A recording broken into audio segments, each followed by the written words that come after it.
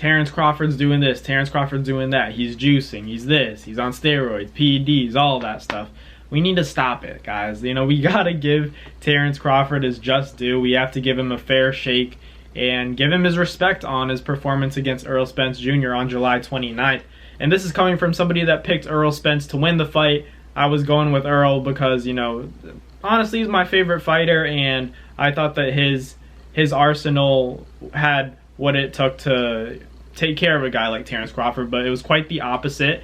And, you know, we have to appreciate what Terence Crawford did there, and we see Terence Crawford calling out Canelo. He wants that fight now. Canelo's been accused of steroids, so if you think Terence Crawford's on steroids, make the fight happen then. You know, like, you should have no problem with this fight. But come on, Terence Crawford, he's just a hardworking dude. Just because he's in great shape, you know, he's on point all the time, doesn't run out of gas in his fights, that doesn't mean he's on steroids. I think you should take it as a compliment, honestly. If people think you're on steroids, that means you really did something outstanding. Like his performance, which was outstanding against Errol Spence Jr. Nobody expected Terence Crawford to put a beating on Errol Spence the way that he did. A lot of people picked him to win, but most people had it as a 50-50 competitive fight. Even the experts, even the, you know, all the boxing trainers, analysts, former pros, they all said it was a close fight.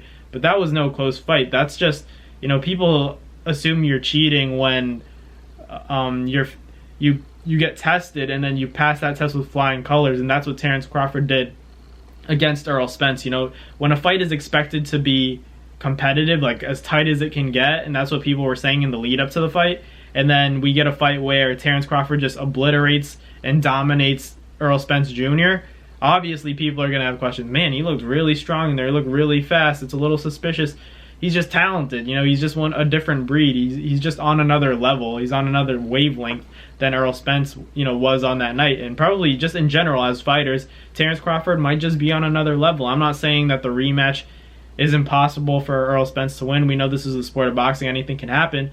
I picked Terence Crawford to win the rematch in convincing fashion, but I think Errol Spence will make the fight much more competitive than what it was, where he was only really able to win one round, if any. You know, he won the first round, if any round. But to say that he's cheating, I think that's a little bit, you know, pushing it, because we know how serious of an accusation that is, and, you know, fans have been talking about it. I think it's most of the people that were rooting for Errol Spence to win the fight. I thought Errol Spence was going to win, but I also saw what happened with my own two eyes, and I can just see that.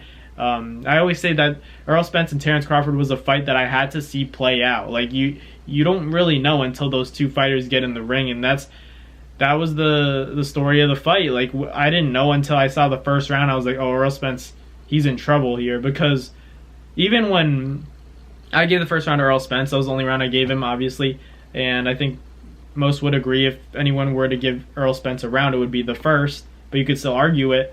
But even in that first round where Errol Spence had the most success and I thought he won the round, Terence Crawford looked a lot faster. It just looked like he was willing to stand in there and still try to figure out Errol Spence and what he was going to do. And when he realized that Errol Spence, like Terence Crawford thought, he fights the same way every time. He was curious in that first round to see what Errol Spence was going to do differently. And when he realized that Errol Spence wasn't doing anything differently, Terence said, okay, now I can go about my business in the second round. And that's when it all went downhill for Errol Spence Jr. And that doesn't mean that he's on steroids. That doesn't mean he's on PEDs. That doesn't mean he's juicing. That just means that he was the better fighter on that night. He might just be the better fighter when it comes down to it. And that's why I think people need to give him his just due. Because like I said before, a lot of people, they just can't believe that a fight that was said to be so competitive, when it actually happens, all the anticipation, animosity, years building up to this one moment, and then one guy's way more dominant.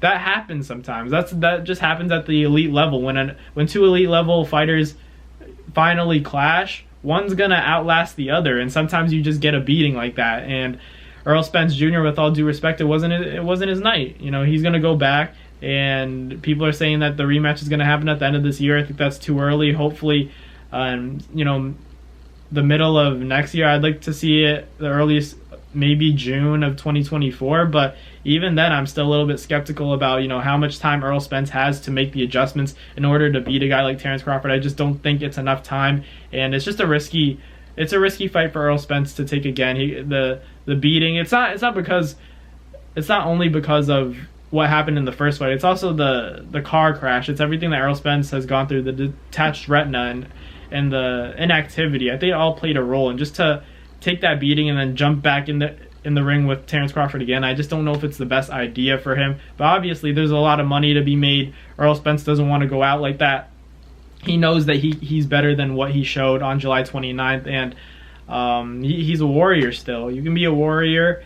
And, you know, he's trying to get his get back, but I think Terence Crawford's just might be a different animal, just might be a different breed right now. So, Terence Crawford, Errol Spence, the rematch, you know, I'm going to watch it. Am I excited to see it? Maybe I will as I see the build-up of the fight, but as of now, you know, just to see everybody saying, you know, Terence Crawford's cheating, it just bothers me. It's just like any fighter that has success and puts on dominant performances, like, they just assume you're cheating. So, it's just something that they did with Manny Pacquiao. Like, they're just gonna continue to accuse, you know, Inouye. Everyone has you know, accusations and cheating accusations when they can't believe what, you know, these fighters are able to do in terms of, you know, dominate other great fighters. So let me know in the comments what you guys think about Terence Crawford. You know, he's calling everybody out, saying, you know, you're not going to find an illegal substance in my body. He's clean, and I agree with him. I believe him. So let me know in the comments what you guys think about the situation. But thank you guys for watching. Like, comment, and subscribe. And I'll catch you guys next time. Peace. That's going to do it for another Nads Fight Media video, guys. Thank you guys so much for watching. It's been your boy, Matt Nabong, with another video. Hope you guys enjoyed it all. Thank you guys for the constant support. Salute to y'all always. It's been your boy.